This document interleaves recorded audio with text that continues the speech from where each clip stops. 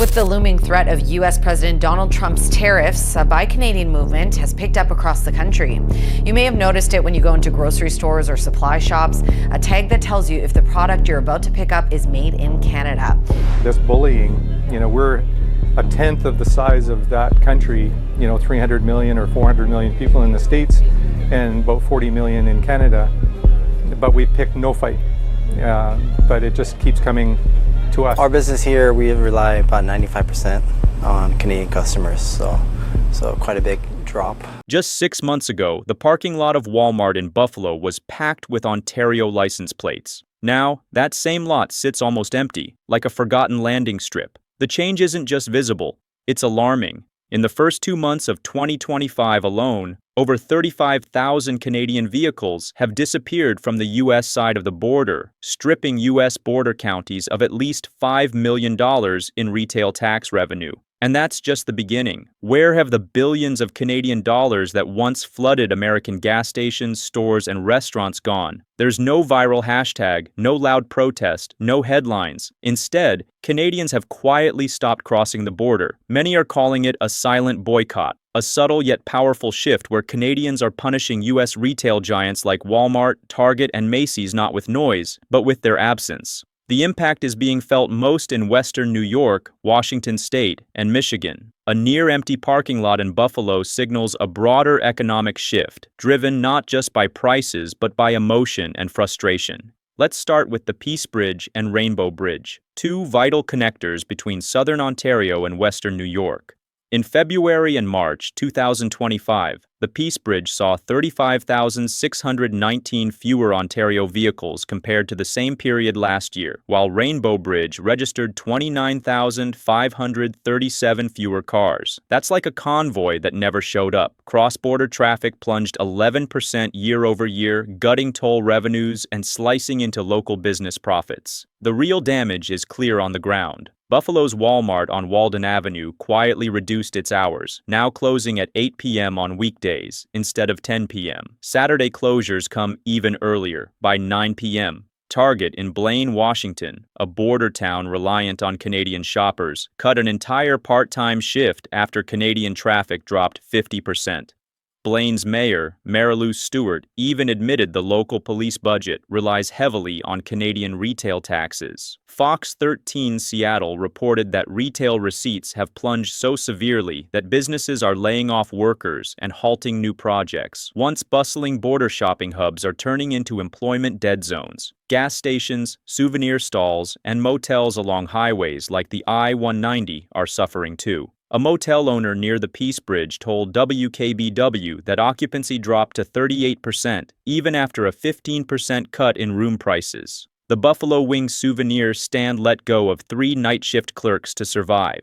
Every unsold liter of gas, every Tim Hortons coffee not brewed, scrapes away at Erie County's thinning sales tax base. The county's 2025 budget report is marked in red. Sales tax revenue projections are down $22.7 million from 2024, a 2.1% shortfall that officials once called modest. But by mid-February, revenues had already dropped another $4.9 million, 7% below expectations. If that rate holds, Erie County faces a $41 million hole, more than the entire winter snow removal fund. Each Ontario plate that stays home instead of driving to Buffalo deprives the local government of dozens of tax dollars. When multiplied, those missing dollars threaten public hospitals, libraries, and road maintenance. Canadians aren't protesting. They're just staying home and keeping their wallets closed. And that's what makes this silent boycott so effective. Walmart dims its lights, Target trims shifts, and border motels hang vacancy signs year-round. This shift is no longer about weak currency or price gaps. It's emotional.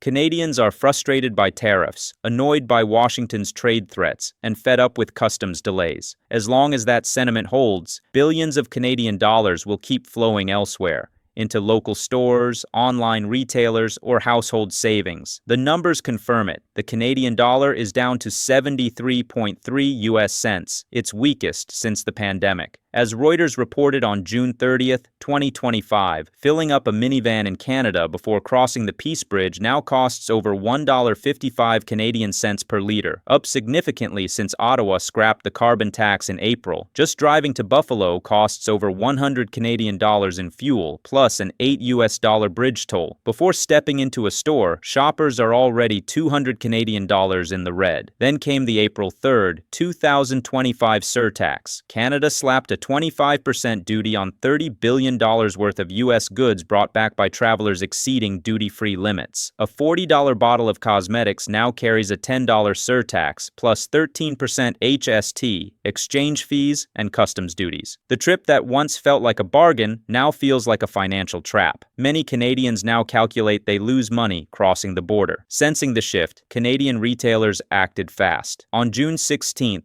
2025, Walmart Canada cut prices on hundreds of staple items, promising families of four savings over $450 Canadian a year. Loblaw, Metro, and Sobeys responded with aggressive price freezes, turning local supermarkets into discount fortresses. Data backs the trend. Dunnhumby's Consumer Trends Tracker Wave 10 found that 71% of Canadians plan to reduce U.S. food purchases this year. Nearly a quarter say the change will be permanent, draining 15 to 20 billion Canadian dollars from American shelves. National pride also plays a role. An Angus Reid poll in mid-February revealed that 78% of Canadians prefer domestic products, and 59% are open to boycotting U.S.-branded goods entirely. From dairy to clothing, the Made in Canada label is more than a sticker. It's a statement. Add it all up: weak currency, high gas prices, bridge tolls, surtaxes, and competitive Canadian pricing. Erie County officials warn that if these trends continue, they could lose over $30 million in retail tax revenue this year alone. Yet for many Canadians, the decision is made. Their wallets have voted. Quietly, but decisively, the silent boycott is siphoning billions from the U.S. retail sector. Zooming out, the data is staggering. In just February and March, Peace Bridge and Rainbow Bridge lost more than 35,000 Ontario plates compared to last year. Erie County's retail tax revenue fell 7%, nearly $5 million, in just 6 weeks. Placer.ai reports foot traffic across the top 100 U.S. retail and food chains is down 4.7% year over year, with New York and Washington hit hardest. A leaked internal Walmart memo reveals that 3 border-oriented stores are on closure watch after Q1 sales plunged over 20%. Barclays estimates Walmart and Target could lose $1.6 billion in revenue across 28 border stores if trends persist. Fast food chains are also bleeding. McDonald's, Wendy's, and Burger King lost $350 million in Q1 sales, mostly at outlets within 25 kilometers of Canada. Many Canadians now prefer local chains like Mary Brown's or Freshii, avoiding the border altogether.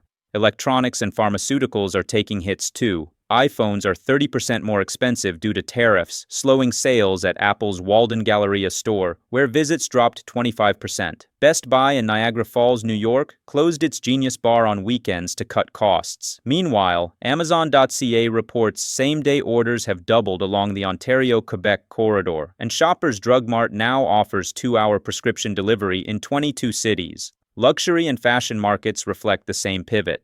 Trendex North America reported Canadian luxury apparel sales rose 4.2% in 2024, with Holt Renfrew and Simons surpassing Saks Fifth Avenue in revenue per square foot. The Gucci outlet in Niagara, New York, lost 60% of its weekend foot traffic, forcing staff into reduced rotations to avoid layoffs. Even Costco and Sam's Club are not safe. Swipe card data shows Canadian membership renewals at 5 border warehouses down 11.8% year over year, sinking revenues to pandemic-era lows. A Costco executive admitted that scaling back border warehouse operations is under review due to shrinking profits. The silent boycott is starving more than retail. It's collapsing the broader border economy. Gas stations, motels, souvenir shops, even U.S. mailbox rentals are all suffering. Each missing Ontario plate represents another crack in the American border economy. A quiet collapse with no protests, just empty stores and falling revenues. Part-time jobs vanish, road funds shrink, and once busy motels and gas stations turn into ghost towns. Canadians now realize they save more and feel safer spending at home.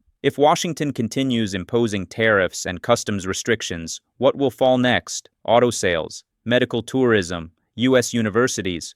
What do you think will be the next domino? Share your thoughts in the comments. The border might be quiet, but the economic aftershocks are only getting louder.